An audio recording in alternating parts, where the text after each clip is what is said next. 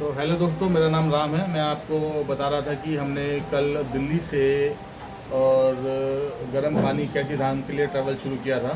दोस्तों, मैं आपको एक बहुत ही इम्पोर्टेंट चीज़ आप लोगों से शेयर करना चाहता हूँ। खासकर जो दिल्ली और हरियाणा से आने वाले लोग हैं, जो हमारे ब्रदर्स हैं, सिस्टर्स हैं, उनके लिए मैं बताना चाहता हूँ। आप लोग बिल्कुल इस चीज़ को ध्यान में रख कर के आएँ कि उत्तराखंड में सिस्टम बहुत ज़्यादा बदल गया है, क्योंकि यहाँ पे बहुत ज़्यादा रश हो रहा है और आने में इतनी परेशानी हो रही है। अगर आप फैमिली के साथ आ रहे हैं तो आई एम श्योर आप बहुत सारी परेशानियों का सामना करने वाले हैं।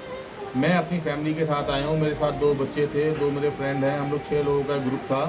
और हम जैसे ही हल्द्वानी से आगे आए भवाली की तरफ, भवाली से इतने रूट डाइवर्जेंस लगे हुए हैं पुलिस वालों ने, ट्रैफिक वालों ने जो रूट डाइवर्जेंस लगाए हुए हैं, मैं लिटरली आपको बता नहीं सकता कि वहाँ पे क्या हाल है।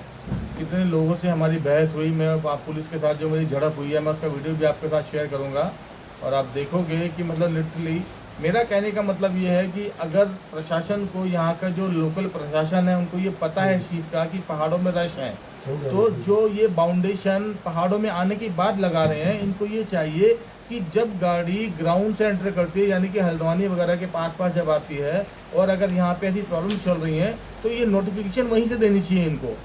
आप गाड़ी को आगे आने ही मत दो, आप गाड़ी को हल्द्वानी में लैंड करा दो, वहाँ से शटर से सर्विस चालू कर दो, प्राइवेट गाड़ी को अलाउ करो मत। हमारे पास तो टैक्सी यूके नंबर की थी, उसके बावजूद भी हमने 2 घंटे 3 घंटे सिर्फ इस चीज़ में लगा दिए। भवाली से राती घाट से पटौली, पता नहीं कहाँ हमको घुमाए जा रहे हैं और डाइवर्जन किया इन्होंने बहुत ज़्यादा। इन बात को लेकर के मेरी उनके सीनियर ऑफिसर से झड़प भी हुई। जब मैंने उनके ऊपर बहुत ज़्यादा प्रेशर बनाया तब फाइनली उन्होंने उनको अलाउ किया जाने के लिए, लेकिन आगे जा करके फिर एक डाइवर्जन ऐसा मिला। मतलब लिटरली मैं आपको बता रहा हूँ कि पूरे टूर का जो फ्रस्ट्रेशन पॉइंट था वो यहाँ के प्रशासन के द्वारा जो इन्होंने डाइवर्जन्स लगाए हुए हैं, और वो भी जब आप आधे पहाड़ के अंदर एंटर कर चुके होते हैं तब। मेरा सिंपली एक मानना है कि अगर आपको पता है कि यहाँ प्रॉब्लम है, कैची धाम में बहुत ज़्यादा जाम लग रहा है या बहुत ज़्यादा यहाँ रश है, तो आप 2 किलोमीटर पहले क्यों आप बता रहे हो? आप नीचे से ही बताना शुरू कर दो। आप हल्द्वानी से लोगों को बताना शुरू कर दो कि भाई आगे आप प्राइवेट गाड़ी लेके नहीं जा सकते हैं। किसी के साथ कोई इमरजेंसी हो जाए, किसी की फैमिली में कोई परेशान हो जाए, कोई बीमार हो जाए, तो इन लोगों को तो कोई जवाबदेही देनी नहीं है। हम लोग पहाड़ों में सिर्फ इसलिए आते हैं ताकि हम सुकून के 2 पल यहाँ गुजार सकें। शहर से पहाड़ की तरफ सिर्फ हम इसलिए आते हैं। अगर वही फ्रस्ट्रेशन हमको यहाँ पे आके फील होएगी तो हमारा वहाँ से यहाँ आने का कोई बेनिफिट नहीं है। तो मैं सिर्फ यही बात कहना चाहता हूँ कि अगर आप अपनी फैमिली के साथ ट्रैवल कर रहे हैं टूवर्ड्स उत्तराखंड, और खासकर अगर कैची धाम आ रहे हैं या भवाली अल्मोड़ा आपको आगे जाना है, तो आप सारी चीज़ों को प्लान करके आइए और अपना माइंड मेकअप करके आइए कि आपको 3 से 4 घंटे डाइवर्जन को झेलना ही पड़ेगा।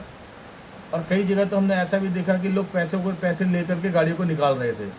मतलब कितना बुरा लगता है इस चीज़ को देख करके कि मतलब यहाँ भी ये चीज़ें घर कर गई हैं।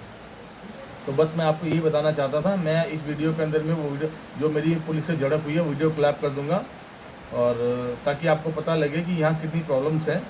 आप छुट्टी मनाने के मूड से आते हैं, पैसा खर्च करते हैं और यहाँ सुकून की तलाश में आते हैं, लेकिन कहीं ना कहीं चीज़ें कुछ ऐसी हो जाती हैं जब आपको लगता है कि भाई ये वर्स्ट हो गया हमारे साथ। खैर एनीवेज, ये एक वर्स्ट पार्ट था हमारे ट्रैवल का, लेकिन हमने उसके बाद जो ट्रैवलिंग करी, हमने जो चीज़ें एक्सप्लोर करी, उससे हमारा दिन बन गया। उसकी डिटेल मैं आपको अगले ब्लॉग में दूँगा। Thank you so much guys.